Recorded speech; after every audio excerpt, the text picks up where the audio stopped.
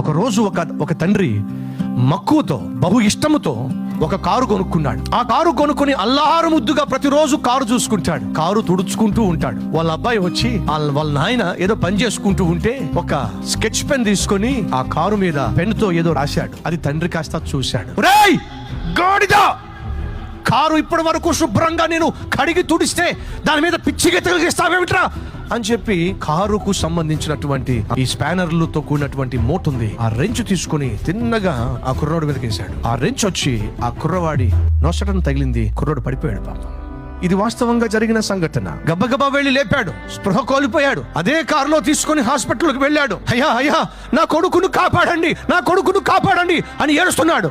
లోపలికి తీసుకెళ్లాడు. డాక్టర్లు పరీక్షించారు, చేయవలసిన ప్రయత్నాలు చేశారు. బయటకు వచ్చి అడిగారు, ఇంతకీ మీ అబ్బాయికి ఏమైంది? అయ్యో అయ్యో, కోపముతో నా చేతిలో ఒక వస్తువు ఉంటే దాన్ని విసిరేశానయ్యా, అది వాడికి తగిలిందయ్యా. సరే, ఇంతకీ నా కొడుకు ఎలా ఉన్నాడు? డాక్టర్ అంటున్నాడు, పాపిస్తోడా, కొడుకును ప్రేమించడం చేత కాకపోతే నీలాంటి వాడికి కొడుకు ఎందుకురా? ఏమైందయ్యా? నీ కొడుకు నీ కోపానికి బలైపోయాడయ్యా, చచ్చిపోయాడు. ఆ తండ్రి తలకాయ బాదుకుంటూ ఈ లోపల ఆ డాక్టర్ గారు వాళ్ళందరూ చచ్చిపోయిన కుమారుని తీసుకొచ్చి ఆయన చేతిలో పెట్టారు. కుమారుని తీసుకొని అదే కారులో పెట్టుకుంటున్నాడు. అదే కారులో పెట్టుకుంటూ ఆ కారును తంతున్నాడు. పనికి మళ్ళా కారు నీకు ప్రేమించాను నేను నా కొడుకు కంటే. ఇంతకీ నా కొడుకు పిచ్చి గీతలు గీశాడే, ఏ గీతలు గీశాడు చూద్దామని చెప్పి ఆ గీతలు గీసిన చోటుకు వెళితే అక్కడ ఏమని రాస్తుందో తెలుసా?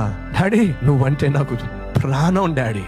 ఆ మాట చదివినప్పుడు ఆ తండ్రి గుండెలు పగిలిపోయినాయి. అయ్యో, నా కుమారుడు నన్ను ప్రాణంగా ప్రేమించి ఆ ప్రేమను ఏదో చక్కగా రాసే ప్రయత్నం చేశాడే, అలాంటి కొడుకునే చంపేసుకున్నానే అని తలకాయ బాదుకున్నాడు. ఆ తర్వాత అతడు అదే పట్టణంలో పిచ్చివాడిగా రోడ్ల మీద తిరుగుతూ గడిపేవాడు. కోపము మానుము, ఆగ్రహము విడిచిపెట్టుము. కొంతమంది భర్తలకు కోపం వస్తే భార్యలు ఎలా పడితే అలా కొట్టేస్తారు, బిడ్డలను ఎలా పడితే అలా కొట్టేస్తారు. ప్రభువు పేరట మనవి చేస్తున్నాను, నీ కోపము దేవుని చిత్తము చేయదు. పైపెచ్చు కోపముతో నువ్వు రగిలిపోతున్నప్పుడు విలువైన సమాధానాన్ని పోగొట్టుకుంటావు.